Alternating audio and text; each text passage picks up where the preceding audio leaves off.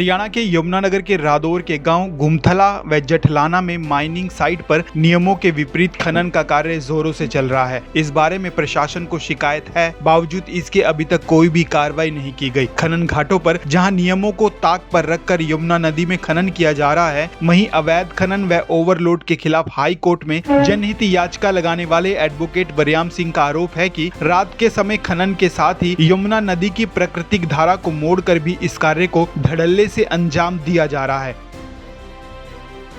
वहीं माइनिंग अधिकारी गुमथला और जठलाना में अवैध माइनिंग ना होने का हवाला दे रहे हैं। ऐसे में आप अंदाजा लगा सकते हैं कि अवैध खनन का कार्य धड़ल्ले से किया जा रहा है, लेकिन प्रशासन है कि अपनी आंखें मूंदे बैठा हुआ है। एडवोकेट का कहना है कि रादौर के यमुना नदी से सटे गुमथला व जठलाना क्षेत्र में इन दिनों नियमों को ताक पर रखकर माइनिंग की जा रही है। नियमों के विपरीत हो रही माइनिंग को रोकने के लिए लगातार वो आवाज उठा रहे हैं, लेकिन प्रशासन फिर भी मौन है। गुमथला व जठलाना में रात के अंधेरे में जोर शोर से माइनिंग का कार्य किया जाता है, जो नियमों और कायदे के बिल्कुल विपरीत है। हरियाणा एंटी करप्शन सोसाइटी के प्रदेश अध्यक्ष का कहना है कि नियमों के मुताबिक रात को अवैध माइनिंग नहीं हो सकती, लेकिन जठलाना और गुमथला इलाके में खनन एजेंसी नियमों को ताक पर रखकर धड़ल्ले से माइनिंग का काम कर रही है। बरियाम सिंह का आरोप है कि अवैध माइनिंग के जरिए यमुना की प्राकृतिक धारा प्रभावित हो रही है, जिससे पर्यावरण को भी भारी नुकसान पहुँच रहा है। ऐसे में उन्होंने हरियाणा सरकार से नियमों के विपरीत हो रहे खनन को लेकर खनन एजेंसियों के खिलाफ कार्रवाई करने की मांग की है।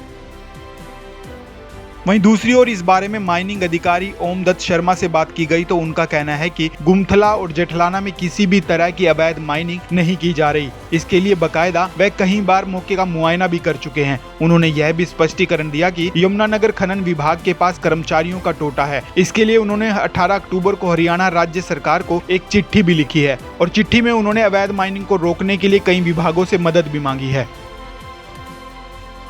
खैर, इस मामले में खनन अधिकारी ओमदत्त शर्मा व बरियाम सिंह अध्यक्ष हरियाणा एंटी करप्शन सोसाइटी ने और कुछ क्या कहा, आइए आपको वो भी सुनवाते हैं।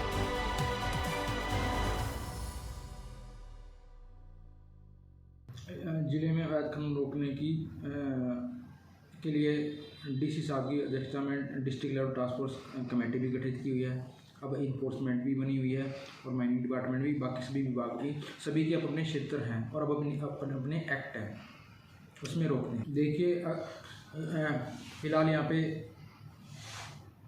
जिस चीज़ की गुमथला और जठलाना की बात आप कर रहे हैं, यहाँ पे गवर्नमेंट द्वारा ठेके दिए गए हैं। इनको आप अवैध नहीं बोल सकते हैं। पहली बात तो ये अवैध में नहीं आएगा, क्योंकि गवर्नमेंट रिकॉग्नाइज कॉन्ट्रैक्ट्स हैं। रही बात इनकी, अगर ये ऐसा कर रहे हैं तो इन पे नियमानुसार कार्रवाई की जाएगी। साहब देखिए, मैं दोबारा फिर कह रहा हूँ, ये अवैध खनन में नहीं आएगा जो आप बोल रहे हैं। जो है वायलेशंस हो सकती हैं, उसको चेक कर लिया जाएगा।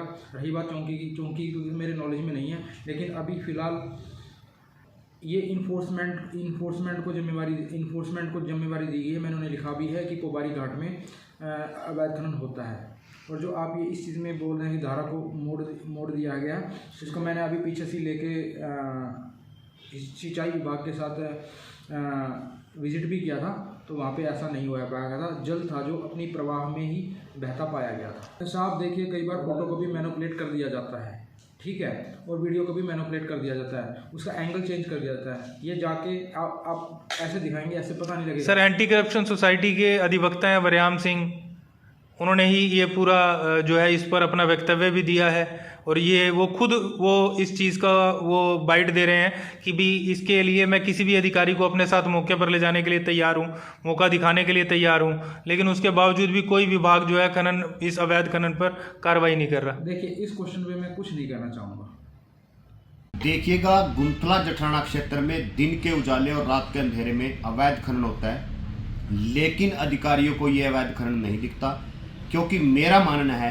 कि कुछ अधिकारी अपना निजी लाभ लेकर के यह गैर कानूनी खनन दिन के उजाले और रात के अंधेरे में करवाते हैं।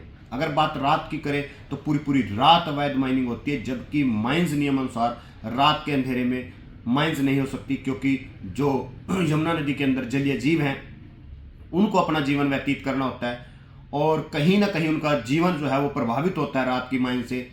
परंतु गुमथला जठलाना क्षेत्र में पूरी रात अवैध माइनिंग नियम तोड़ के 30-40 फुट गहरी की जाती है अधिकारी प्रतिदिन रिपोर्ट पेश करते हैं उच्च अधिकारियों को, हरियाणा सरकार को, कि रात को अवैध माइनिंग नहीं है, लेकिन हरियाणा एंटी करप्शन सोसाइटी इसके प्रमाण आपको पेश करती है। जिस तरह से देर रात मीडिया की टीम में आई और उन्होंने यमुना नदी के अंदर हो रही अवैध माइनिंग के फुटेज, शॉट, जो भी उनके नियम से उन्होंने बनाना था बनाया, और आपको और आपके माध्यम से हरियाणा सरकार को अनुरोध करता हूं कि इन रात को अवैध खनन माफिया के खिलाफ कार्रवाई करते हुए इन खनन एजेंसियों के लाइसेंस सस्पेंड किए जाए, और जो अधिकारी अपना निजी लाभ लेकर के रात को अवैध माइनिंग करवा रहे हैं उनको भी सस्पेंड किया जाए, और एक हरियाणा में सीख का कार्य किया जाए कि अवैध खनन के साथ जो भी लिप्त होगा उस पर कार्रवाई होगी।